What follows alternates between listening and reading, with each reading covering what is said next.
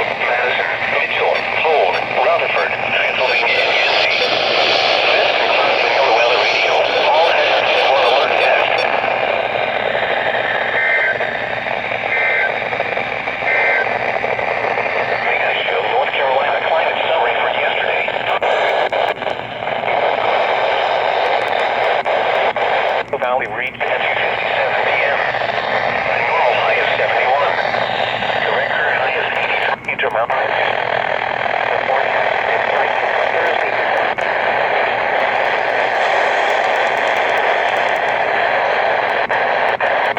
The record low is 24 degrees, which was set in 1906. The average temperature weather service forecast.